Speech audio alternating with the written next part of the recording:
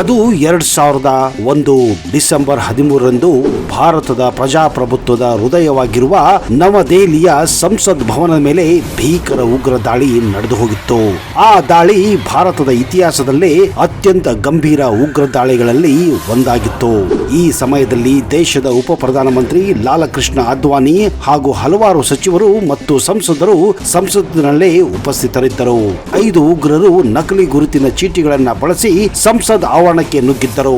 ಅವರು ಕಾರಿನಲ್ಲಿ ಬಂದು ಭದ್ರತಾ ಸಿಬ್ಬಂದಿಯ ಮೇಲೆ ಇದ್ದಕ್ಕಿದ್ದ ಹಾಗೆ ಅಚಾನಕ್ ಆಗಿ ಗುಂಡಿನ ದಾಳಿಯನ್ನೇ ನಡೆಸಿದ್ದರು. ಭದ್ರತಾ ಸಿಬ್ಬಂದಿಯ ತ್ವರಿತ ಪ್ರತಿಕ್ರಿಯೆಯಿಂದ ಉಗ್ರರು ಸಂಸತ್ ಭವನದ ಒಳಗೆ ಪ್ರವೇಶಿಸಲು ಸಾಧ್ಯವಾಗುವುದಿಲ್ಲ. ಭದ್ರತಾ ಪಡೆಗಳು ಉಗ್ರರೊಂದಿಗೆ ಹೋರಾಡಿ 5ರನ್ನ ಹೊಡೆದು ಉಳಿಸಿದ್ದರು. ಈ ದಾಳಿಯಲ್ಲಿ ಒಟ್ಟು 9 ಮಂದಿ ಪ್ರಾಣವನ್ನ ಕಳೆದುಕೊಂಡಿದ್ದರು. ಇವರಲ್ಲಿ 8 ಮಂದಿ ಭದ್ರತಾ ಸಿಬ್ಬಂದಿ ಮತ್ತು ಒಬ್ಬ ತೋಟಗಾರ ಕೂಡ ಸೇರಿದ್ದರು. ಅನೇಕ ಮಂದಿ ಗಾಯಗೊಂಡಿದ್ದರು. ಈ ದಾಳಿಗೆ ಪಾಕಿಸ್ತಾನದ ಮೂಲದ ಉಗ್ರ ಸಂಘಟನೆಗಳಾದ ಜೈಷ್ ಎ ಮೊಹಮ್ಮದ್ ಮತ್ತು ಲಷ್ಕರ್ ಎ ತೊಯ್ಬಾ ಹೊಣೆಯನ್ನ ಹೊತ್ತಿದ್ದು ಆಮೇಲೆ ಭಾರತ ಅಧಿಕೃತವಾಗಿ ಘೋಷಿಸಿತ್ತು. ಈ ಉಗ್ರ ದಾಳಿಯ ಹಿಂದೆ ಅಫ್ಜಲ್ ಗುರು ಪ್ರಮುಖ ಪಾತ್ರವನ್ನ ವಹಿಸಿದ್ದಾನೆಂದು ಸಾಬೀತಾಗಿತ್ತು. ದೀರ್ಘ ನ್ಯಾಯಾಂಗ ಪ್ರಕ್ರಿಯೆಗಳ ನಂತರ ಅವನಿಗೆ ಮರಣದಂಡನೆ ವಿಧಿಸಿ 2013ರಲ್ಲಿ ಅವನನ್ನ ಗಲ್ಲಿಗೆ ಏರಿಸಲಾಗಿತ್ತು. ಸಂಸತ್ ದಾಳಿಯ ನಂತರ ಭಾರತದ ಭದ್ರತಾ ವ್ಯವಸ್ಥೆಯಲ್ಲಿ ಮಹತ್ತರವಾದ ಬದಲಾವಣೆಗಳನ್ನ ಕೂಡ ತರಲಾಗಿತ್ತು. ಸಂಸತ್ ಭವನದ ಭದ್ರತೆಯನ್ನ ಇನ್ನಷ್ಟು ಕಠಿಣಗೊಳಿಸಲಾಗಿತ್ತು. ಭದ್ರತಾ ಸ್ಕ್ಯಾನಿಂಗ್ ವ್ಯವಸ್ಥೆ, ಪ್ರವೇಶ ನಿಯಂತ್ರಣ, ಸಿಸಿಟಿವಿ ಕ್ಯಾಮೆರಾ, ಭದ್ರತಾ ಪಡೆಗಳ ನಿಯೋಜನೆ ಮೊದಲಾದವುಗಳನ್ನ ನವೀಕರಿಸಲಾಗಿತ್ತು.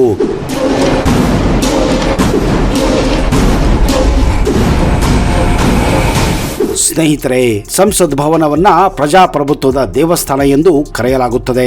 ಜನರಿಂದ ಜನರಿಗಾಗಿ ಜನರಿಗೋಸ್ಕರ ಇರುವುದೇ ಪ್ರಜಾಪ್ರಭುತ್ವ, ಅಂದರೆ ಡೆಮೋಕ್ರಸಿಯ ಮೂಲ ಮಂತ್ರ. ಈ ಭೂಮಿಯ ಮೇಲೆ ಮೊಟ್ಟ ಮೊದಲ ಪ್ರಜಾಪ್ರಭುತ್ವ ಆರಂಭವಾಗಿದ್ದು ರೋಮ್ ದೇಶದಲ್ಲಿ, ಅದು ಕೂಡ 5ನೇ ಶತಮಾನದಲ್ಲಿ. ಈ ಭೂಮಿಯ ಮೇಲೆ ಇರುವ ಎಲ್ಲ ದೇಶಗಳ ಪೈಕಿ ಸುಮಾರು 123 ದೇಶಗಳಲ್ಲಿ ಇವತ್ತು ಪ್ರಜಾಪ್ರಭುತ್ವ ಇದೆ. ಇನ್ನು ಕೆಲವು ದೇಶಗಳಲ್ಲಿ ರಾಜರು ಈಗಲೂ ಕೂಡ ಆಳುತ್ತಿದ್ದರೆ, ಇನ್ನು ಕೆಲವು ದೇಶಗಳಲ್ಲಿ ಕಮ್ಯುನಿಸ್ಟ್ ಆಳುತ್ತಿದೆ. ಈ ಪ್ರಜಾಪ್ರಭುತ್ವವನ್ನ 2 ರೀತಿಯಲ್ಲಿ ವಿಂಗಡಿಸಲಾಗಿದೆ. ಒಂದು ಪಾರ್ಲಿಮೆಂಟ್, ಇನ್ನೊಂದು ಪ್ರೆಸಿಡೆನ್ಷಿಯಲ್ ಸಿಸ್ಟಮ್. ಇದಕ್ಕೆ ಉದಾಹರಣೆ ಎನ್ನುವಂತೆ ಭಾರತ ದೇಶ ಸಂಸತ್ತಿನ ಸಿಸ್ಟಮ್ನೊಂದಿಗೆ ದೇಶವನ್ನ ಪ್ರಜಾಪ್ರಭುತ್ವ ರೀತಿಯಲ್ಲಿ ಆಳಿದರೆ, ಅಮೆರಿಕ ದೇಶ ಪ್ರೆಸಿಡೆಂಟ್ ಸಿಸ್ಟಮ್ ನಲ್ಲಿ ಅಂದ್ರೆ ಅಧ್ಯಕ್ಷೀಯ ವ್ಯವಸ್ಥೆಯಲ್ಲಿ ಪ್ರಜಾಪ್ರಭುತ್ವ ರೀತಿಯಲ್ಲಿ ದೇಶವನ್ನ ಆಳುತ್ತಾರೆ. ವಿಶ್ವದಲ್ಲಿ ಅತಿ ದೊಡ್ಡ ಡೆಮೋಕ್ರಸಿ ಅಥವಾ ಪ್ರಜಾಪ್ರಭುತ್ವ ಇರೋದು ನಮ್ಮ ದೇಶದಲ್ಲಿಯೇ. ಈ ಪ್ರಜಾಪ್ರಭುತ್ವದ ಅಧ್ಯಕ್ಷರು ರಾಷ್ಟ್ರಪತಿಗಳಾಗಿರುತ್ತಾರೆ. ರಾಷ್ಟ್ರಪತಿಗಳೇ ನಮ್ಮ ಪಾರ್ಲಿಮೆಂಟ್ ನ ಮುಖ್ಯಸ್ಥರಾಗಿರುತ್ತಾರೆ.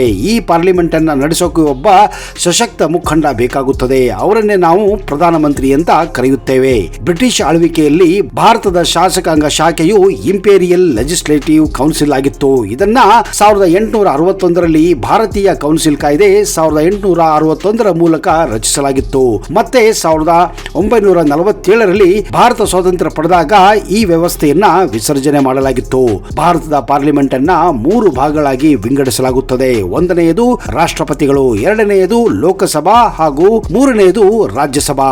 ಲೋಕಸಭೆ ಮತ್ತು ರಾಜ್ಯಸಭೆ ಎರಡೂ ಸೇರಿ ದೇಶಗಳಲ್ಲಿ ವಿವಿಧ ಕಾನೂನುಗಳನ್ನ ಜಾರಿಗೆ ತರುತ್ತಾರೆ. ಹೀಗೆ ಜಾರಿಗೆ ತಂದಂತಹ ಕಾನೂನುಗಳನ್ನ ಇಂಪ್ಲಿಮೆಂಟ್ ಮಾಡುವುದೇ ಪ್ರಧಾನಮಂತ್ರಿ ಹಾಗೂ ಅವರ ಕ್ಯಾಬಿನೆಟ್ ಸದಸ್ಯರ ಮೂಲ ಕರ್ತವ್ಯವಾಗಿರುತ್ತದೆ.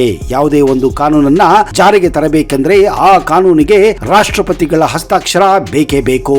ಪ್ರತಿ ಬಾರಿ ಸಂಸತ್ತಿನಲ್ಲಿ ಅಧಿವೇಶನಗಳು ನಡೆದಾಗ ನೀವು ಪ್ರತಿ ಬಾರಿ ಹೊಸ ಕಾನೂನುಗಳನ್ನ ಮತ್ತು ಕೆಲವು ಹಳೆಯ ಕಾನೂನುಗಳನ್ನ ತಿದ್ದುಪಡಿ ಮಾಡುವುದನ್ನ ಕಾಣಬಹುದು. ಇದಕ್ಕೆ ಪಾರ್ಲಿಮೆಂಟ್ ನಲ್ಲಿ 2 ಸದನಗಳಲ್ಲಿ ಅಂದ್ರೆ ರಾಜ್ಯಸಭೆ ಮತ್ತು ಲೋಕಸಭೆಯಲ್ಲಿ ಸದಸ್ಯರು ಈ ಒಂದು ಕಾನೂನಿಗೆ ಮತ ಹಾಕಿದ ಮೇಲೆ ಆ ಕಾನೂನು ಜಾರಿಗೆ ಆಗುತ್ತದೆ. ಮೊದಲಿಗೆ ನಾವು ಲೋಕಸಭೆ ಹೇಗೆ ಕೆಲಸ ಮಾಡುತ್ತದೆ ಅನ್ನೋದನ್ನ ತಿಳಿದುಕೊಳ್ಳೋದು ತುಂಬಾನೇ ಮುಖ್ಯ.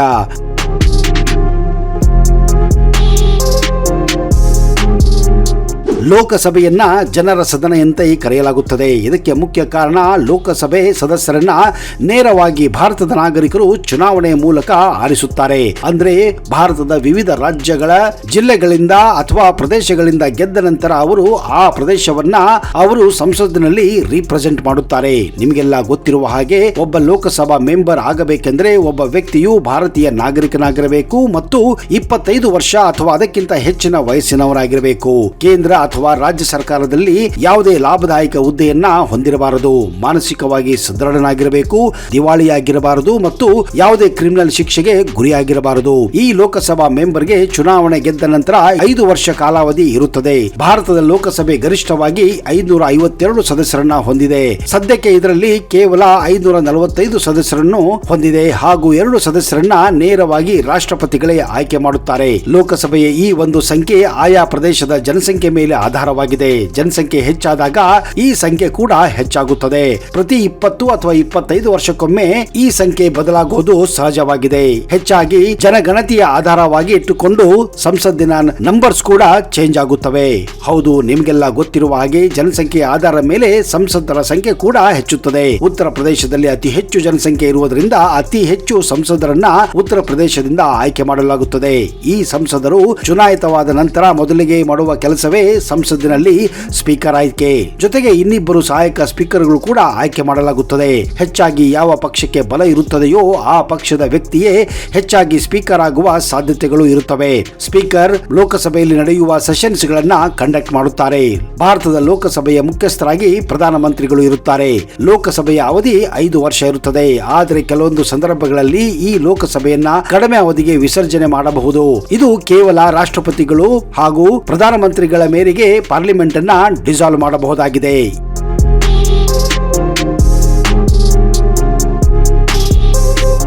ಈಗ ನಾವು ರಾಜ್ಯಸಭೆ ಅಂದ್ರೆ ಅಪ್ಪರ್ ಹೌಸ್ ಬಗ್ಗೆ ಕೆಲವು ವಿಶೇಷ ಮಾಹಿತಿಯನ್ನ ಪಡೆಯೋಣ.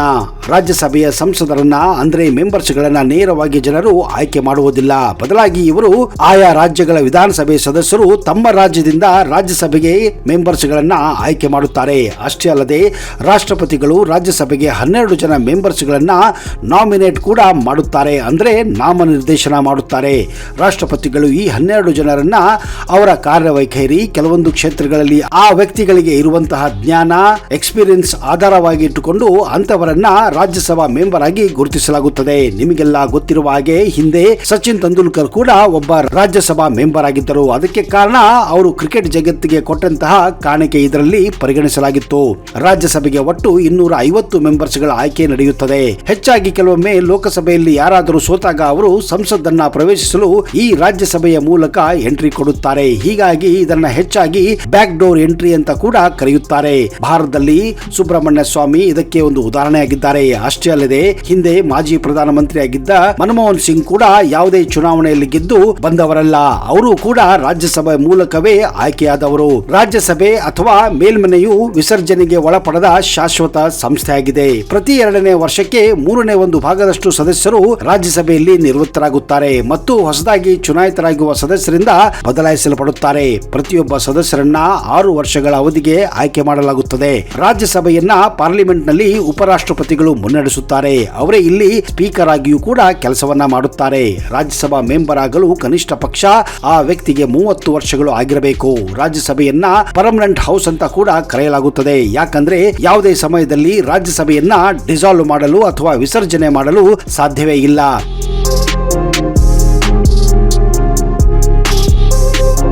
ಇನ್ನು ರಾಷ್ಟ್ರಪತಿಗಳನ್ನ ರಾಜ್ಯಸಭೆ ಮೆಂಬರ್ಗಳು, ಲೋಕಸಭೆ ಮೆಂಬರ್ಗಳು ಹಾಗೂ ಆಯಾ ರಾಜ್ಯಗಳ MLA, MLCಗಳು ಆಯ್ಕೆ ಮಾಡುತ್ತಾರೆ. ಇದು ಕೂಡ ಚುನಾವಣೆ ಮೂಲಕ ನಡೆಯುತ್ತದೆ.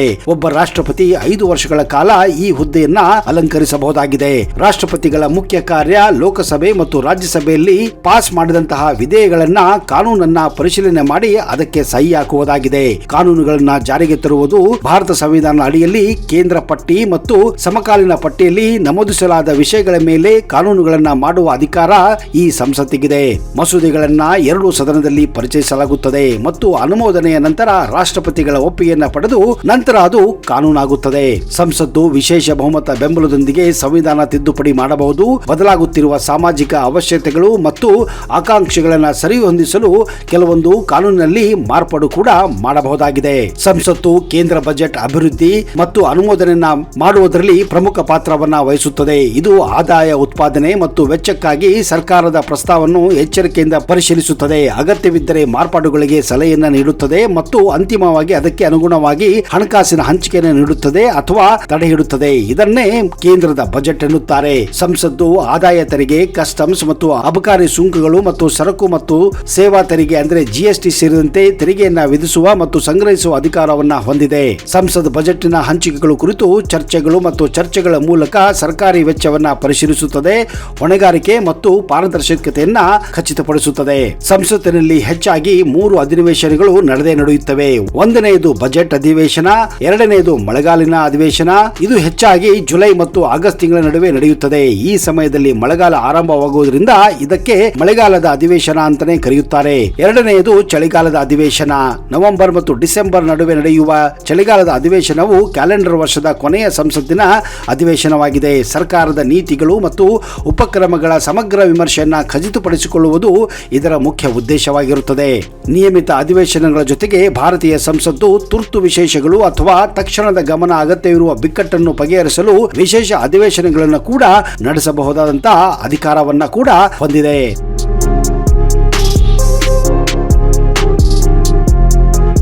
ಹೌದು ಸ್ನೇಹಿತರೆ, ಭಾರತದಲ್ಲಿ ಏನಾದರೂ ಕಾನೂನುಗಳು ಆಗಬೇಕು, ಮಾರ್ಪಾಡುಗಳು ಆಗಬೇಕು, ಬಜೆಟ್ ನಡೆಯಬೇಕು ಅಥವಾ ದೇಶ ನಡೆಯಬೇಕೆಂದರೆ ಈ ಒಂದು ಸಂಸತ್ತು ತುಂಬಾ ಮುಖ್ಯವಾದ ಕಾರ್ಯವನ್ನ ನಿರ್ವಹಿಸುತ್ತದೆ. ಇಲ್ಲಿ ರಾಷ್ಟ್ರಪತಿಗಳು, ಪ್ರಧಾನಮಂತ್ರಿಗಳು ಹಾಗೂ ಮಂತ್ರಿಗಳು ಮತ್ತು ಸಂಸದರು ಈ ಎಲ್ಲ ಮುಖ್ಯ ಕಾರ್ಯಗಳನ್ನ ಇವರೇ ಮಾಡುತ್ತಾರೆ. ಹೀಗಾಗಿ ಸಂಸತ್ತು ದೇಶದ ಒಂದು ಹೃದಯವಾಗಿದೆ.